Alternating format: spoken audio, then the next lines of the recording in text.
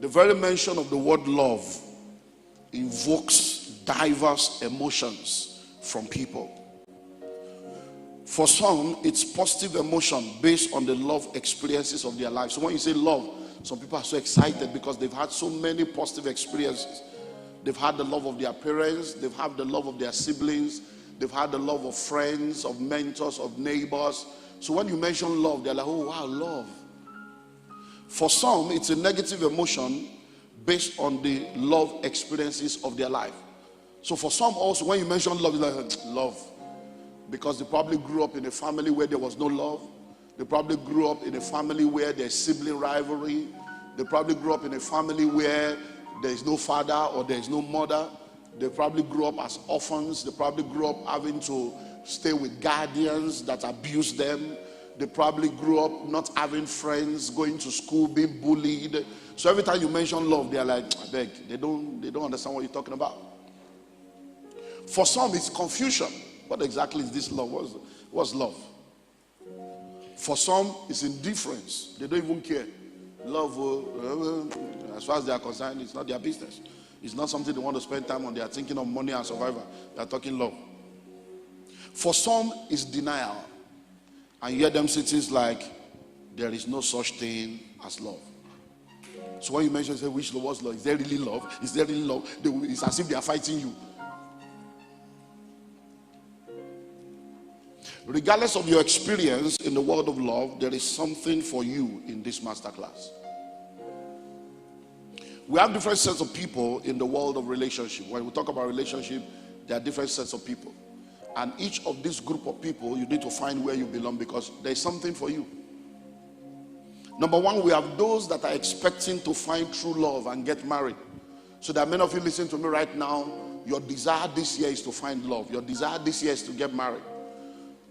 You've been able to come into a place where you've discovered yourself, you understand yourself, you've gone through different phases and stages of life, and now your greatest desire now is, Lord, I just want love. I just want to find love. Because really, everybody deserves to be loved. Everybody deserves to be happy. And if that's your desire, it will become a reality this year. But there are also those that are entangled in toxic relationship and they need help. So you are probably here, you are not in a relationship, you are in a situationship. Toxic relationship, undefined relationship. You don't know whether you are in a relationship. You are doing friends with benefit, you are doing carnal texting and sexting, and you are just confused. You are just there in a life of confusion, toxic. But you are like, oh, I need the money, and then you are more like a Rons, an Aristo, package one. There are different kinds of levels. Prostitution is in levels. There's corporate prostitution, overt prostitution, strategic prostitution, package prostitution, online prostitution, virtual prostitution, all kinds. So if you're in a toxic relationship, I'm trusting God that as we go through this series, there'll be deliverance. That God will bring you out of every situationship and bring you into relationships that will enhance your destiny and make you become the best version of yourself. There are those that are engaged to be married and they are hoping for the best. They are engaged, but they are thinking house rent. So the man is living with his uncle, the woman is living with her parents, and they are thinking, how are we going to get money for 2-bedroom apartment? All these agents are agents of the devil because they want to even make more money than the landlord. And the rent is 60,000. Agents who want to collect 60,000, and you are wondering, are you the owner of the house? So there are all kinds of confusion. Then you want to get married. Some people are saying, are you sure that's the person you want to marry? And then you had a job before. When you got engaged, you lost the job, and you are thinking, is this woman an agent of destiny or an agent? So you have all kinds of confusion for those that are engaged. They want to get married, but there's so many confusion. They are thinking, is it going to be a destination wedding in India or Dubai or Ijebu? Where do we go to? So there are all kinds of issues. You are looking for money. Okay, are we just going to do normal? Because there are all kinds of confusions now. Are we going to do a Limosho wedding, or we're going to do Ikoyi registry because we want to japa and they told us that Ikoyi registry is the best one? But you have all kinds of things that they are going through. But if you are engaged to be married this year, God will give you favor. There are those that are entering into marriage as newlyweds. And they are learning on the go. Because see, one of the things you need to understand is that marriage is a school. So there are people that are newlywed, they are in the elementary part of their marriage. And once you get into marriage, the first thing that happens is you go through that honeymoon phase. Especially if you have been a Christian. You know, some people don't have honeymoon because there is no honey, they have eaten everything. If you are a Christian, the first thing is honeymoon. If you are not a Christian and you have eaten everything, because some people, they have been engaged for 5 years, they have done abortion, they have been sleeping together, so there's nothing to look forward to. It's just, even that day they are fighting. Because they are like, there's nothing. But if you are truly a child of God and you have kept yourself, you look forward to that day. And the anxiety of that day can even cause confusion that day. Because there are people that 2 days later, we have to be counseling them, cool down. Hello? So, you are newlywed, but the first thing you need to realize is, once the honeymoon is over, then you enter what we call realization stage. Immediately after honeymoon, realization stage. By that time, all those things that is doing you as open your eye don't clear. Because see, love is blind, but marriage will open your eyes. You are only blind until you marry. Then you suddenly realize that the guy snores. And then it's just gear one. And then you realize that this beautiful woman that you thought was beauty of is Beauty and the Beast. Because she gets home now and you realize everything that you are looking at that you thought was beautiful was packaging. And now that you are married to her, she begins to offload. And when she starts offloading, there will be trouble. Because you thought that eye is beauty. No, I see Jesus in your eyes. It makes me happy. By the time she removed the... And then she lifted and then you discover that thing that is shining is actually Leah. One eye is looking like this, one eye is looking like that. They have just used contact lens to deceive you. Hello? So I just love, every time I touch your hair, it's just so fresh. By the time she remove it like this, you see that everything don't chop. You face reality. And may God help you if it was padded.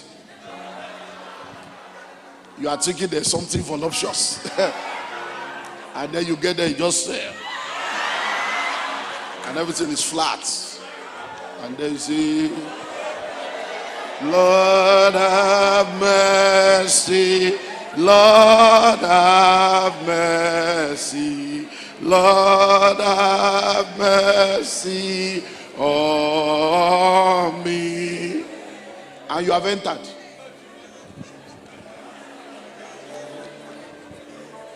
Many things that needs to be learned. You realize that she can't cook. You realize that he has anger problem. You realize that he doesn't have his eyes on you. When he told you are the only woman in my life, he actually gave you half truth. You are the only woman in my life in Alimosho. There's another only woman in my life in Bagada. And then your eye begin to clear. Because you suddenly realize that even though he's at home with you, he's texting, they're exchanging pictures, and then you are confused. I thought you were a Christian. So the next thing is realization. So if you are in that stage, young couple, you are beginning to realize that I didn't know, then you will see the importance of marriage committee. And you need to go and carry out the notes and see what we taught you. Then there are those that are enduring their marriages and they are seeking a way out. Because a marriage is meant to be enjoyed and not to be endured. So some people right now, they are just in a state of endurance. It's like, let me just be there. And you have a lot of people like that in Africa. I'm just staying because of my children. Because of my children. And what many people do not realize is that one of the reasons why we have the crisis we have today is because of the scriptings and the softwares and the upbringing of people as a result of what they saw in their parents' wedding. And many people grew up seeing their father beat their mother, abuse their mother, insult their mother, and she stayed. She stayed thinking she's staying for the children, not knowing that staying is destroying the children, because you are now teaching them that it's okay to be abused. It's okay to be abused and stay. And then they have entered into the same level. And we have seen people staying until they are dead. Why? Because of scriptings and upbringings. So there are a lot of people enduring their marriages, and then many people that are enduring their marriages are not seeking help. And when they are seeking help in the wrong places. And one of the deception that has destroyed many homes is, don't allow a third party into your marriage. I'm still trying to look for that verse of scripture. I've not seen it. Don't allow a third party into your marriage. I don't know who did this to us. And in the same vein as they are telling you, don't allow a third party into your marriage. Marriage is between a man, a woman, and God. And then I become confused. Man, woman, and God. Is God not a third party? So it simply means that no marriage can ever succeed without a third party. God himself being a third party. And that means for your marriage to succeed, you need God and godly people. You need God and matured godly people to help you, or else you get into trouble. Because whether you like it or not, third party is already influencing you. Social media is influencing you. African magic is influencing you. The society is influencing you. Third parties are already operating in your life. So why not choose the third party? Because some of the new rules we're going to be unveiling to you is to help you understand that some of the things you have been told before, they are no more true. They lie to you. Some of those things were true within the context of your grandmother's generation, but now it's no more true. So instead of seeking a way out of the marriage, seek a way out of the trouble. Because you can come out of trouble and still enjoy the same marriage.